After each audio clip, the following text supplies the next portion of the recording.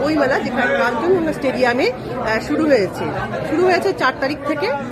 তো আমরা এই মুহূর্তে আছি সুবিধা ক্যান্সার সোসাইটি এবং নানা রকম বইয়ের স্টল তো আছেই, তার সঙ্গে আমরা সুবিধা ক্যান্সার সোসাইটি প্রতি বছর আমরা এখানে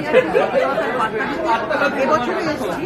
তো যারা বই কিনতে আসছে ক্রেতা তাদের সঙ্গে তার সঙ্গেও এই যে আমাদের ব্যানার, এই ব্যানার থেকে প্রচুর মানুষ আসছেন সুবিধা ক্যান্সার সোসাইটিকে জানতে, তারা জানছেন এবং তারা এর গুরুত্ব কতখানি তারা কিন্তু সহজে বুঝে নিচ্ছে। হ্যাঁ, এবং এটা করতে করতে আমরা আজকে এমন একজনকে পেয়েছি আমাদের এই বইমেলায় অনুষ্ঠানে আমাদের সুবিধা ক্যান্সার সোসাইটিকে সামনে, এবং সে সমস্ত কাগজগুলো দেখতে চাই না তার অনেক হলো আমাদের সঙ্গে যোগাযোগ করেছেন এবং যোগাযোগ করে ওনার অভিজ্ঞতাটা বলবে যে কেন এত জানতে চাইছেন সেটা জানবো।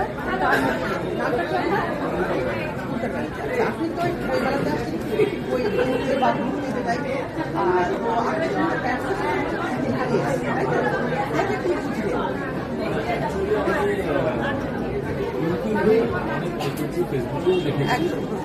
তো দেখার পর আমার মনে হচ্ছে এইটা হচ্ছে একটা অরিজিনাল অর্গানাইজেশন যেখানে তারা একটা নতুন হট স্পিচ করতে যাচ্ছে।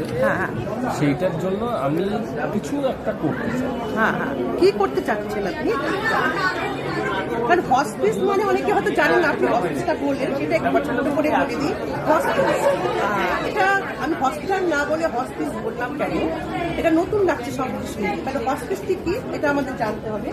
তো সুবিধা ক্যান্সার সোসাইটি তো একটা আছে, সেখানে ক্যান্সার সম্পর্কে যেমন আমরা জানি সচেতন বার্তা দিই, এবং যারা একটু আর্থিক দিক থেকে একটু পিছিয়ে আছেন, একটু দুর্বল, তাদেরকেও কিন্তু আমরা কোথায় গেলে ট্রিটমেন্টটা ভালো হবে, কোথায় সঠিক পথ আমরা বলবে দিই, সব জায়গায় আমাদের মাধ্যম আছে।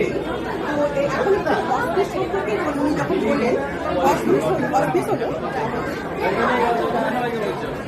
আমাদের ক্যান্সার সোসাইটির একটা ভাগ, যেখানে মূল চিকিৎসার পরে আরো একটা চিকিৎসার দরকার হয়, যেটা হচ্ছে উপসংক্রম চিকিৎসার। অর্থাৎ আমরা জানি যে ক্যান্সারের চিকিৎসা মানে কেমোথেরাপি, রেডিয়েশন, অপারেশন। এটা নেওয়ার পরে কিন্তু নানা রকম পোশাক হয়, বমি ভাব হয়, আবার নানা রকম হয় আর কি। রেডিয়েশন দিলে গা জ্বলা করে, বমি ভাব, তারপরে খুব ব্যথা হয়। সেটা হয়তো হসপিটালে হয় না, ছুটি দিয়ে দিচ্ছে, তাই তো? আমার বাড়িতে আসার পর ট্রিটমেন্ট দরকার, হয়তো বাড়িতে সেটা দেওয়ার দরকার নেই, সেটা হসপিটালে আমরা সেরকম একদম নেওয়ার চেষ্টা করছি। বৈজ্ঞানিক কারণগুলোকে চিকিৎসা যেভাবে হয় সেই পদ্ধতি। গত 3 মাস আগে বাবা আমার ক্যান্সারই উনি মারা গেছে। তো আমি ওনার জন্য কিছু একটা ওখানে করছি। আচ্ছা, উনি ওনার বাবার মানে বাবাকে উৎসর্গ করে আমাদের হসপিসকে একটা কিছু দিতে চাচ্ছেন, কিছু একটা কাউকে সাহায্য করবেন, সাহায্যের হাত বাড়িয়ে দেবেন। যেহেতু এটা আমাদের অর্গানাইজেশন, আমরা সেখানে একটা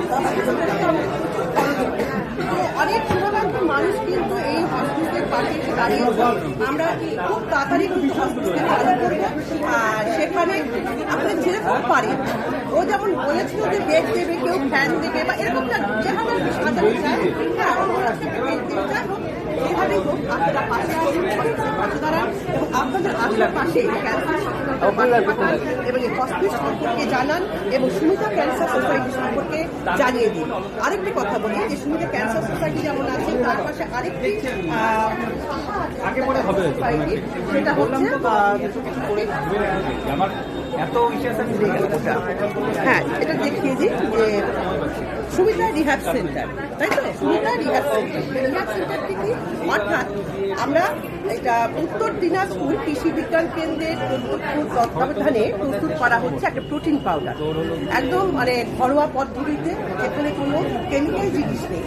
আমরা প্রতি মাসে মেডিকেলে যাই, সেখানে পেশেন্ট যারা নিতে আসেন বা নিতে আসেন, চিকিৎসা করাতে আসেন, তাদেরকে আমরা বিনা পয়সায় এটা কিন্তু ওদেরকে দেই এবং ওরা প্রত্যেকে কিন্তু এটার জন্য অপেক্ষায় থাকে পরের মাসে এসে আমরা এটাকেই নেব, কারণ এটা খেয়ে ওরা অনেকটাই সুস্থ থাকে। এবং যেহেতু আর্থিক দিক থেকে তারা দুর্বল, এটা আমরা খুব সহজ মানে কম দামে আমরা এটা দিচ্ছি, ওদেরকে আমরা বিনা পয়সায় দিই, কিন্তু বাইরেও আমরা এটাকে বিক্রি করার উদ্দেশ্যে কম দামে দিচ্ছি সকলকে। তো আপনারা পাশে আসুন, যদি জানতে হয় এটা ক্যান্সার সোসাইটিকে যোগাযোগ করুন, ফোন নাম্বার দেওয়া আছে। তো সঙ্গে থাকুন, আমরা আপনাদের সঙ্গে আছি। নমস্কার।